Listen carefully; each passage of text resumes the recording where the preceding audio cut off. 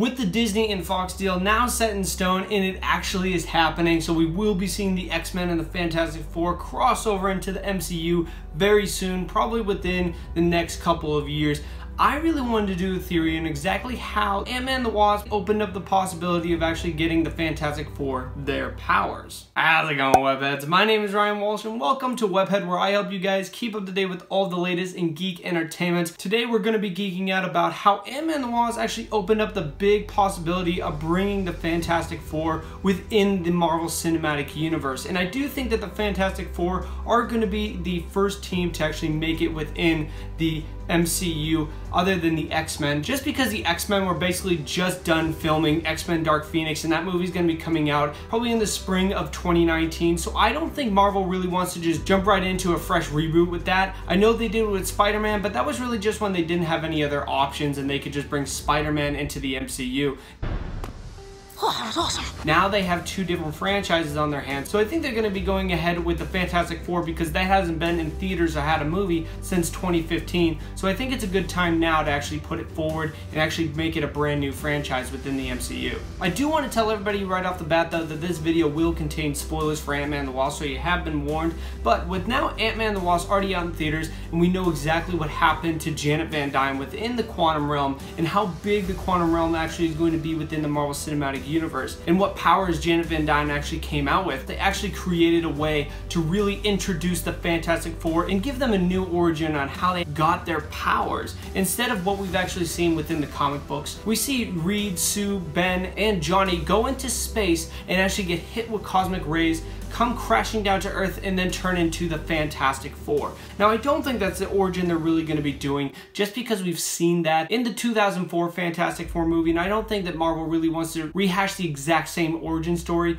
And then within the 2015 Fan Four Stick movie, we actually saw the team go into the negative zone, discover that entire dimension, and then get their powers that way. I don't think they're going to do that either, just because they want to do something totally different. Just like what they did with Spider-Man, when we see Spider-Man not getting bit by the spider, they completely skip over that. So I think it just makes sense that they're actually just not even going to be doing any of those origins. Instead, they're just going to be like, hey, why don't we actually have this team go into the quantum realm that we've already established as a new dimension? We want to do more things with the quantum realm. Why don't we just have the team go in there and actually get their powers by just experimenting with the quantum realm? And a little side note to this, I know that there's definitely people that are skeptical that if they skip the origin with Spider-Man, why wouldn't they just skip the origin with the Fantastic Four? Now, that's totally possible, but at the same time, really think about it like this. If you have something like Avengers 4 in Avengers Infinity War going on, where it's these global events and they're trying to get every superpowered being in on this and they're actually trying to get them to fight,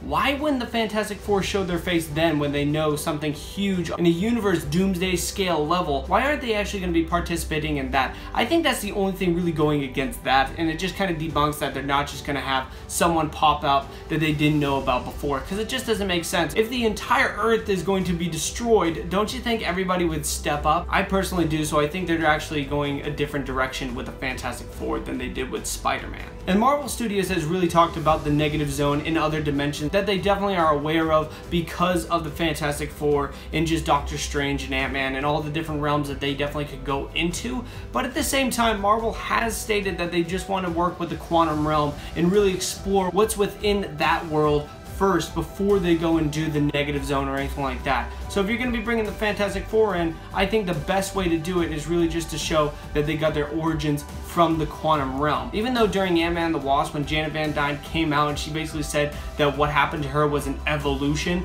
everyone took it as like, hey, that's going to be the X-Men. No, that doesn't make any sense, because mutants are born with their abilities, and Janet Van Dyne looks like she's going to be a little bit old, so it looks like she's probably not going to be having any kids with Hank Pym, so I'm thinking that her powers are not going to be spawning into any babies or anything like that, so I don't think there's going to be any mutants born from the powers that she got or anything of the quantum realm, and that would probably take too long, so I just don't think that that's going to happen at all. I think the X-Men are going to be something completely different and just have a completely different origin than the Fantastic Four and Janet Van Dyne. And the best way to really do this is just have, like, say, Hank Pym and Reed Richards just be colleagues or just friends or buddies where they actually can team up and work together on the quantum realm. Just like Goliath and Hank Pym were in Ant-Man and the Wasp, I think they really need to establish a relationship that has been going on between Reed Richards and Hank Pym. Obviously, Reed Richards should not be as old as Hank Pym, but still, he should be at least like a 30 or 40-year-old man that is very brilliant and definitely is a huge scientist, and of course, he should be affiliated with, say, Johnny Sue and Ben Grimm, so that the Fantastic Four actually can be Hank Pym's like test dummy to go within the quantum realm so that they can go gather different data, but then something goes wrong and they get their powers and they become the Fantastic Four. I think that's a really good way to actually introduce them into the MCU as the Fantastic Four and Marvel's first family. Gotta say, it's fantastic. Say that again? It's fantastic.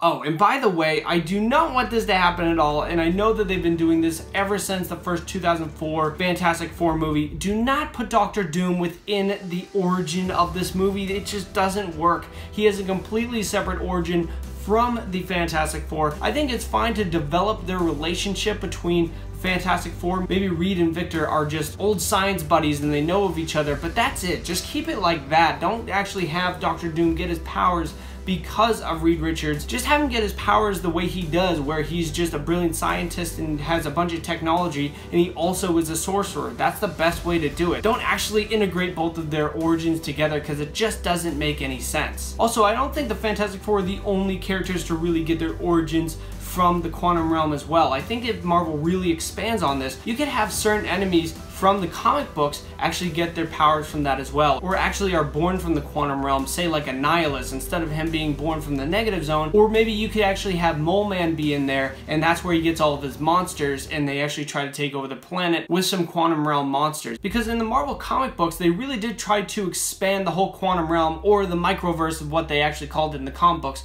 They really tried to expand on that and actually have little different worlds within that entire quantum realm. So if they did the same thing for, say, the MCU, not only could the Fantastic Four be born from the quantum realm, but actually some enemies could as well. And I think that'd be really cool to actually see on screen. But of course, Webheads, let me know down in the comments what you guys think of this theory. Also, definitely consider checking out the playlist below me if you guys want more MCU theories. Definitely consider subscribing right over here to Webhead if you guys want more on Marvel going forward. But Webheads, thank you very much for watching. I really do appreciate it.